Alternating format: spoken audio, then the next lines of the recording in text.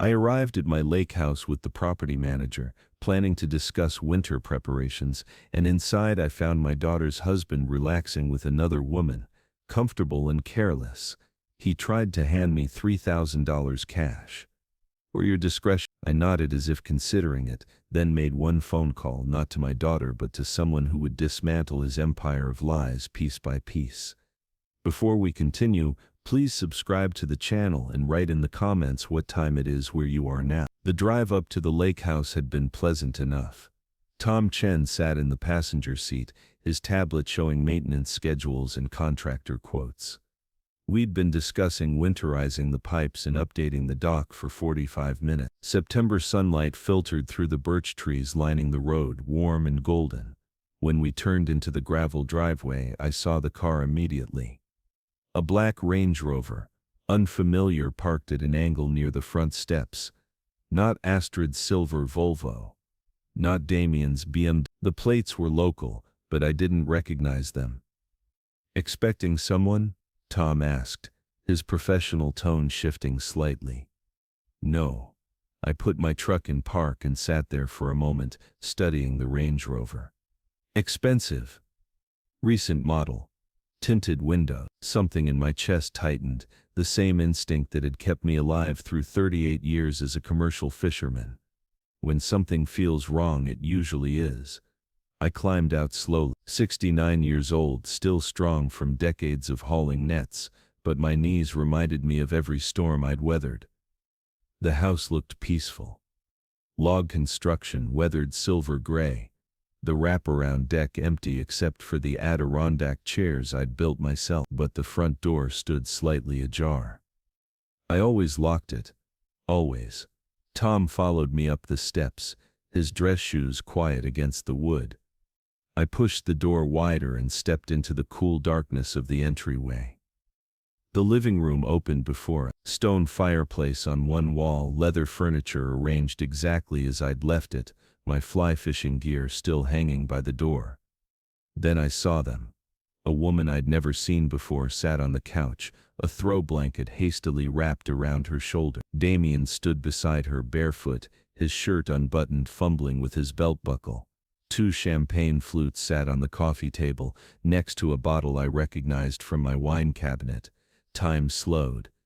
Every detail became sharp.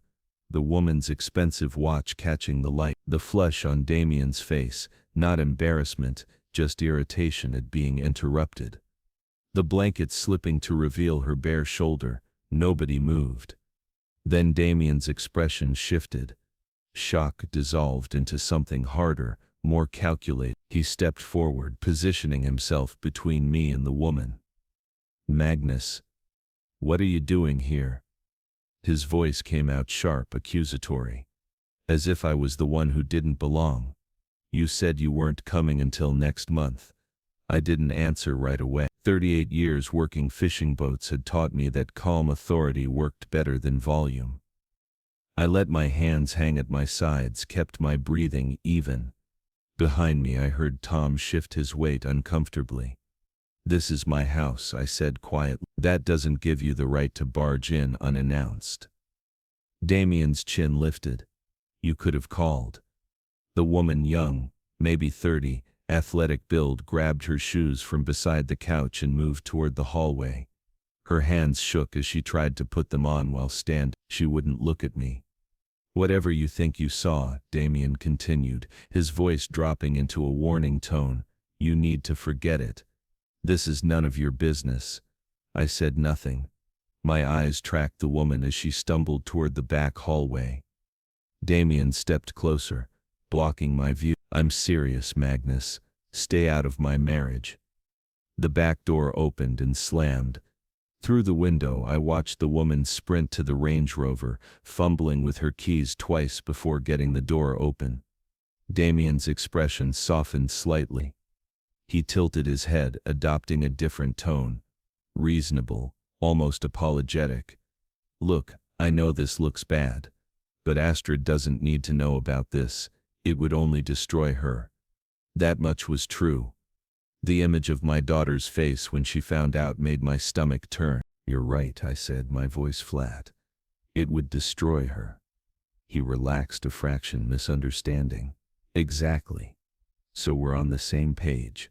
Behind me, Tom cleared his throat. Mr. Erickson, should I wait outside? I didn't turn around. Stay. I need a witness. Damien's face hardened instantly. A witness for what? You wouldn't dare tell Astrid. She'd never believe you anyway. He was probably right about that too. Astrid adored him. Had since they met 6 years ago at some tech conference. He'd swept into her life like a force of nature, charismatic, successful, absolutely certain of his worth. I'd had my doubts from the beginning. The way he talked over her at dinner, the way he checked his phone during conversation, the slight condescension when she mentioned her work as a pediatric nurse. But I'd kept those doubts to myself. What father wants to admit his daughter made a mistake? Now I stood in my own house watching him calculate, watching him decide how to handle me. The champagne flute still sat on the table. Evidence. Simple, undeniable evidence. I felt something shift inside me.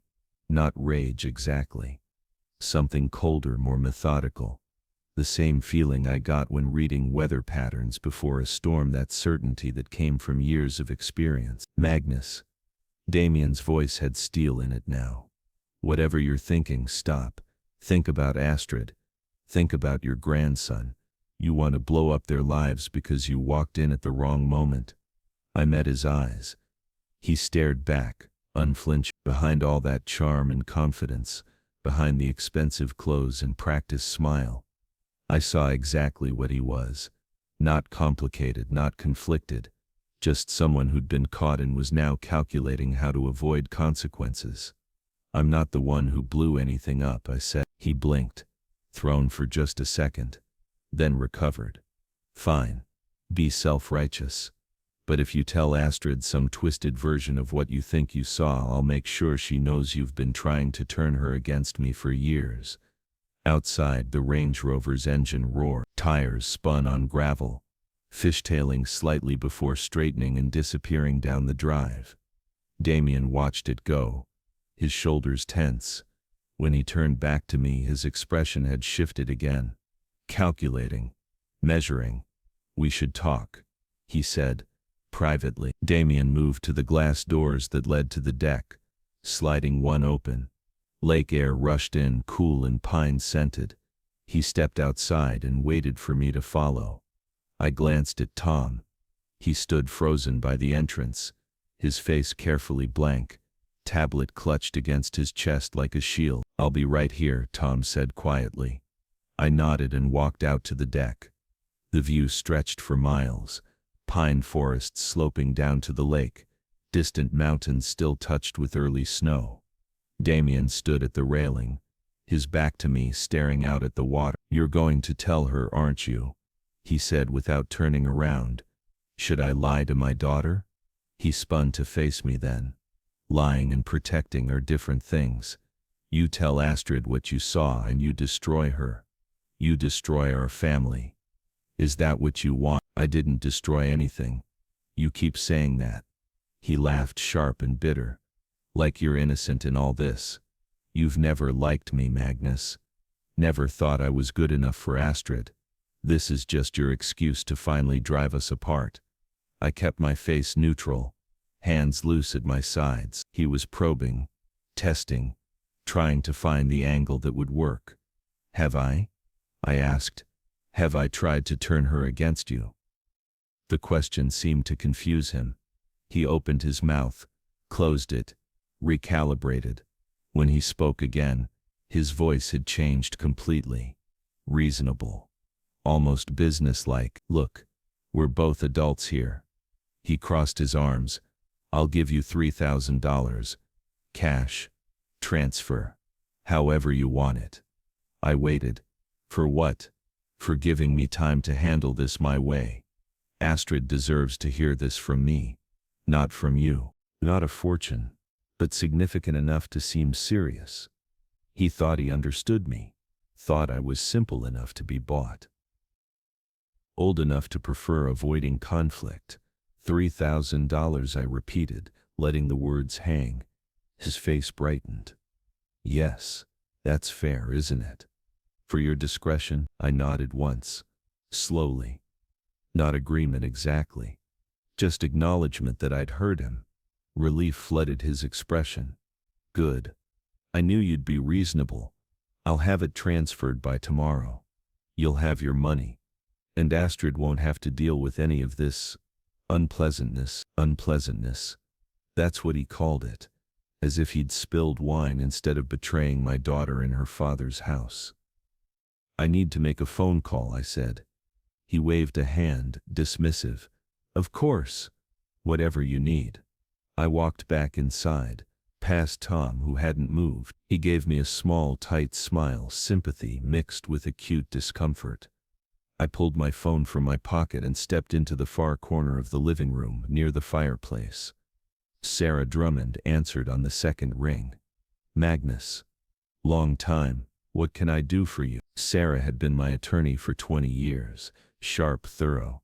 No patience for nonsense. Sarah. It's a family matter. Legal implications. I need to meet with you tomorrow if possible. Her tone shifted immediately. Of course. What kind of legal matter? I have a witness. I kept my voice low but didn't bother hiding it completely. Through the glass doors I could see Damien watching me, trying to read my body language. And I need to know my options. Silence on the other end. Then. I see. How about 9 tomorrow morning? My office? That works. Magnus, Sarah said carefully. Should I prepare anything specific? Family law. Infidelity. Evidence documentation. Another pause. I'll be ready. See you at 9. I ended the call and slipped the phone back into my pocket. When I turned, Damien was standing in the doorway. He'd changed, fully dressed now in slacks and a polo shirt, hair smoothed back. The transformation was impressive. From caught cheater to composed businessman in minutes. Everything all right? He asked, voice careful. Fine. Who was that? My attorney. His face went very still. Your attorney? Why would you need to call your attorney? I met his eyes. Let the silence stretch. Watched understanding dawn. Then denial. Then a flash of something close to panic. Wait. He stepped into the room. Wait. You said we had an agreement. I said I'd think about it. That's the same thing. Is it? His hands clenched into fists. You can't do this. I offered you money. I offered you a solution that protects everyone. It protects you. I said quietly. Not everyone. He moved closer, voice dropping to a hiss. If you tell Astrid, she'll hate you for it. She'll think you're lying. She'll think you're jealous of our happiness. And if by some chance she believes you, it'll destroy her. Either way, you lose her. Is that what you want? I thought about Astrid. My daughter, brilliant kid, even now at 36. Pediatric nurse, loved by her patients, kind and compassionate to a fault. She believed the best in people. It was her greatest strength. And I was beginning to realize her greatest vulnerability. What I want, I said slowly, is for my daughter to know the truth about who she married. The truth. Damien's laugh came out sharp, almost manic. The truth is that I made one mistake, one afternoon, and you're going to use it to ruin everything I've built. You built it on lies. Everyone lies, Magnus. Everyone pretends. That's what marriage is. Tom made a small sound from the doorway. Not quite a gasp, not quite a cough. Damien's head whipped toward him, seeming to remember for the first time that we had an audience. You should go, Damien said to Tom, voice cold. Tom looked at me. I shook my head slightly. He's staying. Damien's face went white, then red. This is my home too. I have a right to privacy. In my house I kept my voice level. With my daughter's money, entertaining your girlfriend on my furniture. He had no answer for that. Just stood there, trembling with rage or fear or both. I turned to Tom. Let's go. I think we're done here. Tom nodded quickly, relief plain on his face. He pulled open the front door and practically fled outside. Before I could follow, Damien grabbed my arm. His grip was strong, desperate. "Please," he whispered. "Please don't do this. I'll do anything. Name your price." I looked down at his hand on my sleeve, then up at his face. Saw genuine fear there now, beneath all the calculation and manipulation. But I also saw something else. The absolute certainty that if I gave him any opening, any weakness to exploit, he'd use it. "Let go," I said quietly. He released me. His hand fell to his side. I walked out into the afternoon sunshine, leaving him standing alone in the living room. Behind me I heard glass shatter, a champagne flute maybe, or the bottle thrown against the stone fireplace. The sound echoed through the mountain silence, sharp and final. Tom was already in the truck, seatbelt on, staring straight ahead. I climbed into the driver's seat and started the engine. Neither of us spoke as I backed down the driveway and turned onto the narrow road. The house disappeared behind the trees within seconds, swallowed by pines and shadow. I barely touched dinner that night. By dawn I was dressed and ready for the drive to town. Button-down shirt, pressed jeans, the watch Astrid gave me for my 65th birthday. I wanted Sarah to see me as competent, not some emotional old man chasing shadow. The notebook sat on the passenger seat, filled with details I'd written down after midnight when sleep wouldn't come. Timeline. Observations. The color of the woman's watch. The brand of champagne. Everything. Sarah Drummond's office occupied a restored Victorian downtown, lined with law books that looked actually read, not decorative. Family photos covered one wall. Sarah with her sons at sailing regattas at graduations. Certificates hung beside them, neat and professional. She rose when I entered, shook my hand firmly. "Magnus, thanks for coming in. Coffee?" "No, thank you." We sat across from each other, her desk between us, covered in legal pads and manila folders. She picked up a pen, clicked it once. "Walk me through yesterday." Start from when you arrived at the property." I told her everything. The drive with Tom, the unfamiliar car, entering the living room and seeing them, Damien's reaction, his words, the woman fleeing, Tom standing witness to all of it. Sarah wrote steadily, occasionally circling something on her pad.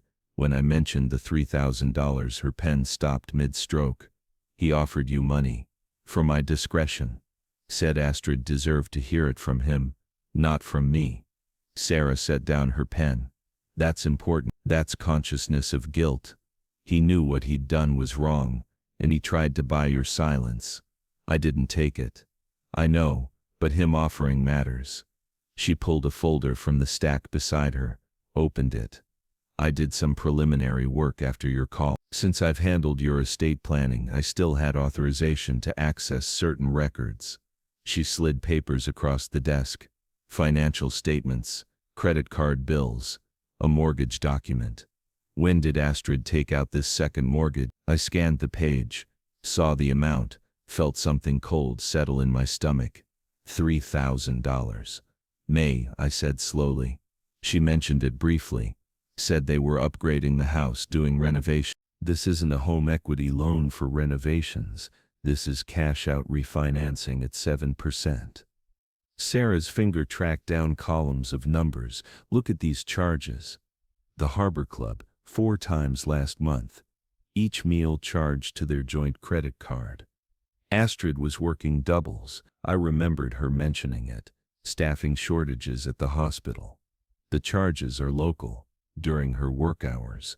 Sarah's voice stayed level, but her eyes were sharp. "Someone used that card while she was at the hospital." The numbers blurred slightly. I forced myself to focus. $12,000 last month alone. Hotels, restaurants, a jewelry store I'd never heard Damien mention. "How long has this been going on?" I asked, based on the spending patterns. "At least 4 months, possibly longer." 4 months. While Astrid worked night shifts and worried about her patients, while she came home exhausted and talked about wanting to save for their son's college fund. Damien had been spending her money on another woman. "I have a witness," I said. "Tom saw everything." "Isn't that enough?" Sarah leaned back in her chair, fingers steepled. "For a conversation between us, yes. For a divorce case, we need more. Courts want documentation, photographs, financial records showing affair-related expenses, electronic communications if possible." "How long does gathering that take?" "Weeks, maybe a month if he's careful." "A month." 4 more weeks of watching Astrid live in ignorance while I sat on this knowledge. "I need to tell her," I said. "No." Sarah's voice went firm. "You cannot tell Astrid yet. If you do, Damien will know we're building a case. He'll stop meeting his girlfriend. Delete communications. Move money. We need him to feel safe." "You want me to lie to my daughter?" "I want you to protect her. There's a difference." I stared at the papers spread across the desk. Evidence of betrayal, quantified in dollars and dates. Astrid trusted me. Always had. And now I was supposed to smile at her, make small talk, pretend everything was fine while her husband dismantled her life piece by piece. "What do I need to do?" I asked finally. Sarah pulled a business card from her desk drawer. She slid it in front of me. "Marcus Brennan, former detective, now private investigator. Discreet.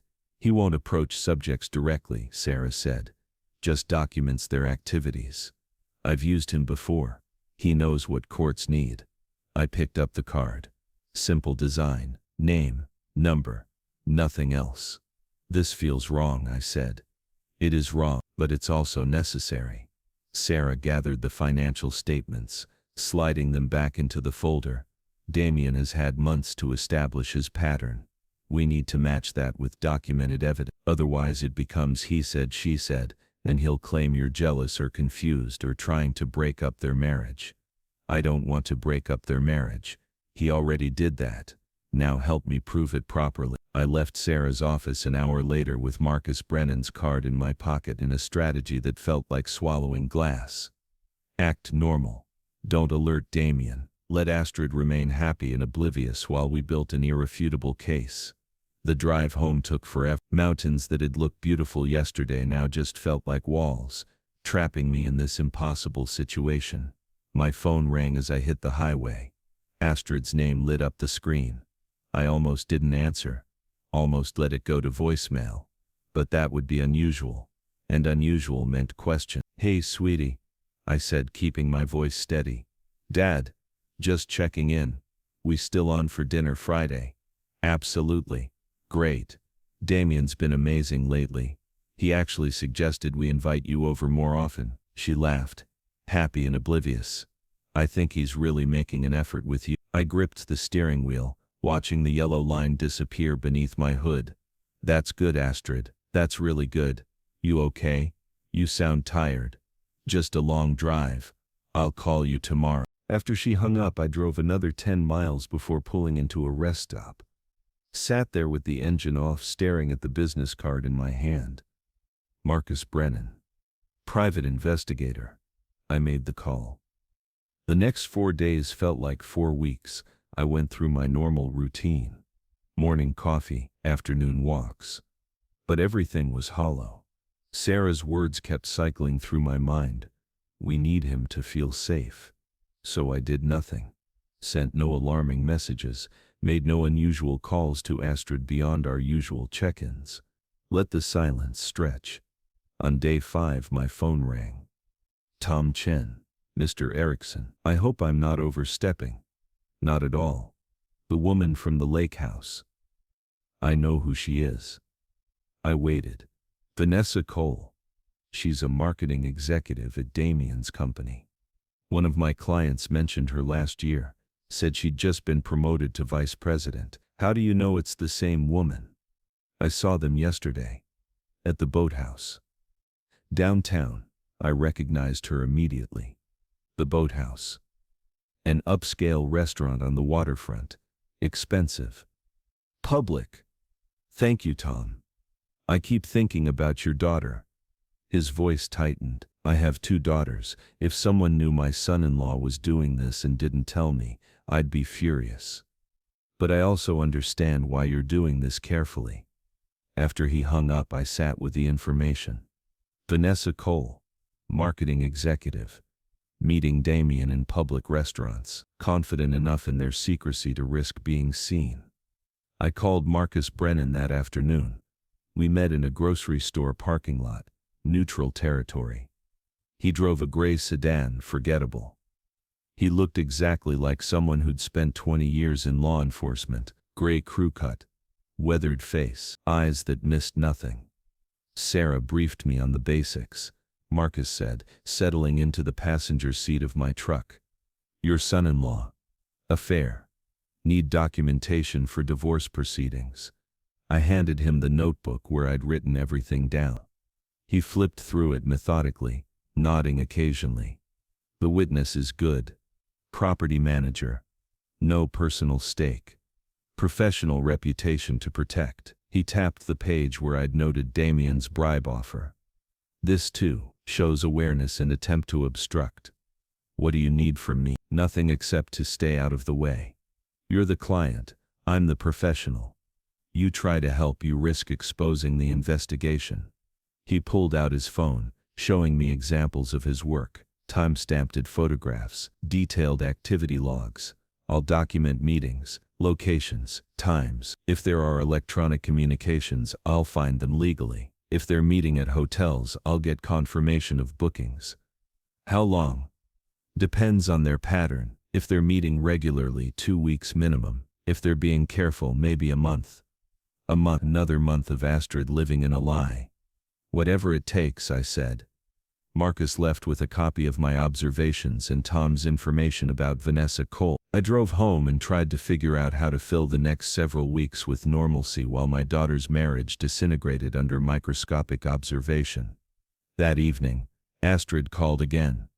Dad, Damien made my favorite dinner tonight, that salmon recipe you used to make. He even called you for it. He hadn't called me for any recipe. That's wonderful, sweetie. He's really been making an effort lately. It's like we're newlyweds again. She laughed. I know you two haven't always seen eye to eye, but I really think he's trying to build bridges. My hand tightened on the phone. Building bridges, creating witnesses to their happy marriage. Damien was smarter than I'd given him credit for. I'd like that. I managed. Perfect. Friday at 7. After the call ended, I stood at my window, watching darkness settle over the neighborhood. Lights came on in houses up and down the street. Families gathering for dinner. Normal evenings, normal lives. I thought about the $3,000 Damien had offered. Hush money.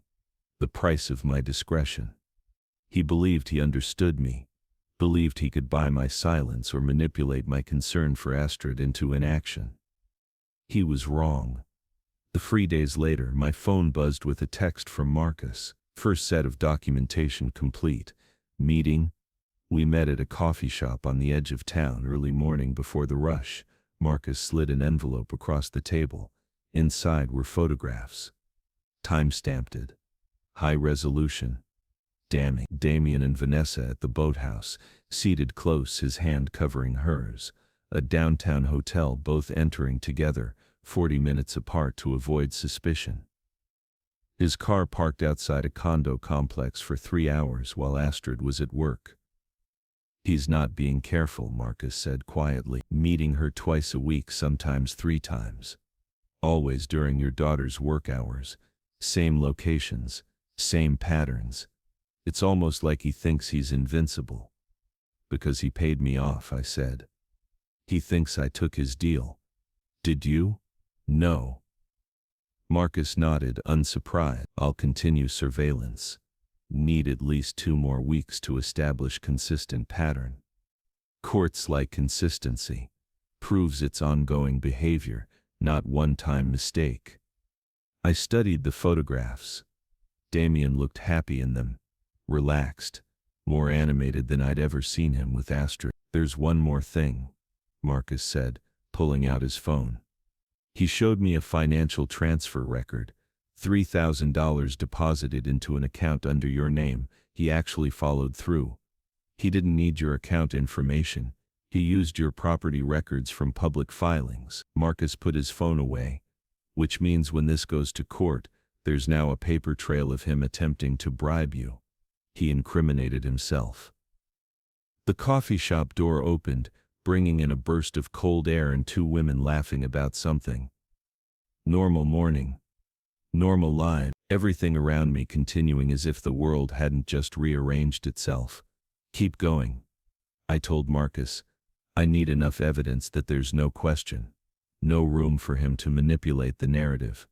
You'll have it. I brought wine and forced myself to smile when Damien opened the door. Magnus, come in, come in. His handshake was firm, his smile perfect. Astrid's just finishing up in the kitchen. The house looked the same. Comfortable. Lived in. Photos of their son, Oliver, everywhere. At soccer games, school concerts, family vacations, all those moments. All that history. Built on lies. Astrid appeared from the kitchen, wiping her hands on a towel. She hugged me tight. Dad, I'm so glad you're here. Dinner was salmon, perfectly cooked, with roasted vegetables and wild rice. Damien played the perfect host. Attentive. Charming. Asking about my week, my fishing. My plans for winter. I watched him perform. Watched Astrid believe every word. My grandson, Oliver, 9 years old, chattered about his science project. I listened, nodded, asked questions, all while the envelope of photographs sat in Marcus Brennan's office, documenting the systematic destruction of this family. After dinner, while Astrid put Oliver to bed, Damien refilled my wine glass. This has been nice, he said, his voice low. Really nice. See, we can all get along when we try. I met his eyes. Saw the calculation there. The certainty that he'd won. Yes, I said quietly. We can. He smiled. Triumphant. 2 weeks later, Marcus delivered the final report. 23 documented meetings over 4 weeks. Hotels, restaurants, her condo, his car at her place, receipts, photographs, timestamps. A pattern so consistent, so thoroughly documented, that no lawyer could explain it away. Sarah reviewed everything with clinical precision. This is exactly what we need, she said. Now comes the hard part. You have to tell Astrid. My hands were steady when I picked up my phone. Astrid, it's Dad. Can you come over tomorrow? Alone. There's something I need to show you. She arrived at 10 the next morning, worry written across her face. Dad, what's wrong? You sounded so serious on the phone. I gestured to the dining table. The envelope sat there, thick with documentation. Sit down, sweetie, please. She sat. I sat beside her, not across from her. What I'm about to show you will change everything. You're scaring me. I placed the first photograph on the table. Damien and Vanessa entering the Riverside Hotel. His hand on the small of her back, timestamp 3 weeks ago. Astrid stared at it for a long moment. Who is she? Vanessa Cole. She works at Damien's company. I laid out more photographs, one by one. Chronological order. Visual impact hits harder than words. Damien and Vanessa at restaurants, in parking lots, outside her condo, at hotels, each image time-stamped, dated, geotagged. Astrid picked up the 5th photograph with shaking hands, the Riverside Hotel again. This one showing them kissing beside his car. This was taken 3 weeks ago. Her voice came out hollow. I was working a double shift. He said he was at a business dinner. I know. She set the photograph down carefully, as if it might shatter. I laid out the financial documents next. Credit card statements with highlighted charges. The mortgage refinancing. The total circled in red. $340,000. Astrid's voice cracked. We needed that money for Oliver's college fund, for emergencies, he's been spending it on her. She read through the statement slowly. Her finger traced the numbers. Hotels, Jewelry. Restaurants she'd never been to. How long have you known? 5 weeks, since I went to the lake house. 5 weeks. She looked up at me, betrayal flashing across her face. Why didn't you tell me then? Would you have believed me without proof? She sat with that question. Finally. No. Probably not. He would have convinced me that you just never liked him. He tried exactly that. Offered me $3,000 to keep quiet. Her face went pale. He what? I showed her the bank transfer record. She stared at it for a long time. When she finally spoke, her voice was barely a whisper. I thought he loved me. My hand touched her shoulder briefly. You married who he pretended to be. That's not your failure. She stayed for 3 more hours, going through everything, asking questions, processing the systematic nature of his deception. When she finally stood to leave, her face was set with grim determination. I'm going home. I'm confronting him tonight. I'm taking Oliver to my friend Claire's first. Then I'm doing this. Do you want me to come? No. This conversation has to be between us. She paused at the door. But I'll call you after. She left. I cleaned up the evidence, returned everything to the envelope, and waited. The call came 4 hours later. It's done. Her voice sounded flat, drained. He tried everything. Denied it. Said the photos were fake. That you'd orchestrated everything because you hated him. And then I showed him the credit card statements, the hotel receipts, the mortgage papers. She laughed, bitter and short. He had no answer for that. Where is he now? He packed a bag, left an hour ago. He tried to take Oliver's photo from the mantel. I wouldn't let him. Her voice cracked. Dad, how did I not see this? Because he didn't want you to see it. I feel so stupid. You're not stupid. You trusted someone who didn't deserve it. That's not the same thing. We stayed on the phone for another hour. Not talking much. Just being there. The divorce moved quickly once filed. Sarah had prepared everything. The evidence was overwhelming. The financial fraud was documented. Tom Chen provided his witness statement. Marcus Brennan submitted his surveillance report. Damien's attorney tried to fight, claimed the photos were taken out of context, that the spending was for legitimate business purposes, that the mortgage refinancing was a joint decision. But the timestamps didn't lie. The hotel records didn't lie. The credit card statements didn't lie. Judge Morrison reviewed everything with careful attention. The hearing lasted 3 hours. In the end, Astrid kept the house. Damien had to pay back $170,000 of the fraudulently spent money. She got primary custody of Oliver. He got supervised visitation rights and a reputation in tatters. Outside the courthouse, Astrid stood beside me, Oliver holding her hand. I should feel relieved, she said. But I just feel empty. That's normal. Justice doesn't erase pain. We walked to her car together. She buckled Oliver into his seat, then turned to me. Thank you for being patient, for building the case instead of just telling me. If you'd accused him without proof. She stopped. He would have poisoned me against you. You're my daughter. I'd never let anyone hurt you if I could prevent it. She hugged me tight. Oliver waved from the back seat, already asking about going fishing at Grandpa's lake house. Can we? Astrid asked. Go to the lake house. Make some new memories there. Anytime you want. 6 months later, the lake house looked different in spring. Ice melting off the water. Pine trees budding green. Fresh paint on the deck where Astrid and I had spent weekends scrubbing away the old memories.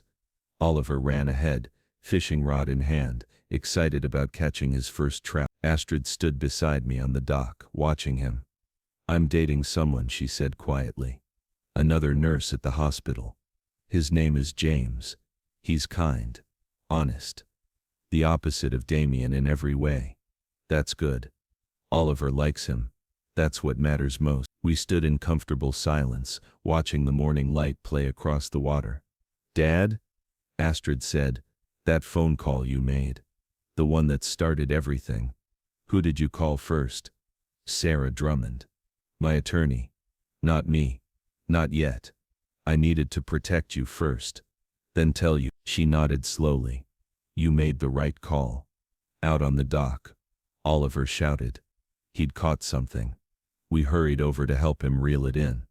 A rainbow trout, decent size, fighting beautifully in the morning sun. The boy was laughing. Astrid was smiling, and for the first time in 6 months, the lake house felt like home again. Not the same home. A different one. Honest. Clean. Built on truth instead of lies. Sometimes that's enough. Sometimes that's everything. If you enjoyed this story, please like this video, subscribe to the channel, and share your thoughts in the comments. Click the box on the left to hear the next story. Thank you for watching.